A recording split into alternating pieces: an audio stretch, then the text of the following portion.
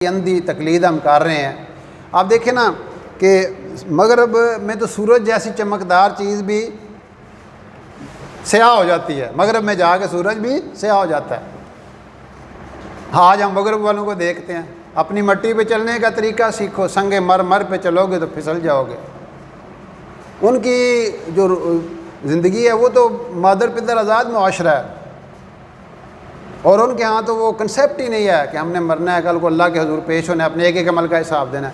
ہمارے سامنے تو ایک کنسیپٹ ہے کہ ہم مسلمان ہیں، ہم کلمے والے ہیں، ہم لا الہ الا اللہ محمد رسول اللہ والے ہیں۔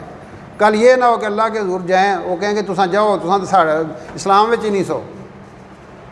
زندگی نام مسلمانوں والا، مردم شماری میں مسلمان، جنازہ مسلمانوں نے پڑھایا، لیکن زندگی ساری غیر اسلامی گزر رہی ہے، تو پھر کیا ہم اللہ کو منہ دکھائیں گے؟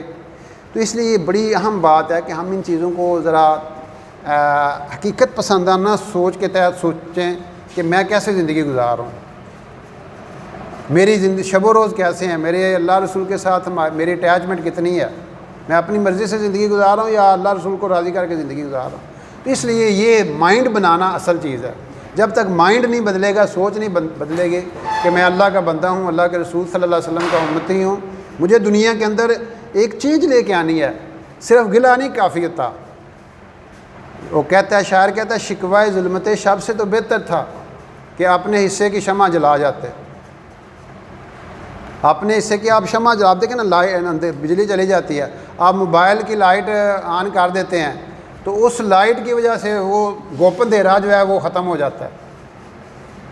یعنی گوپن دھیرا، معمولی سی لائٹ آپ آن کرتے ہیں تو وہ ختم ہو جاتا ہے۔ اس سے کیا شو ہوتا ہے کہ اگر آپ تھوڑی سی ایفرٹ کریں تو روشنی ہو سکتی ہے۔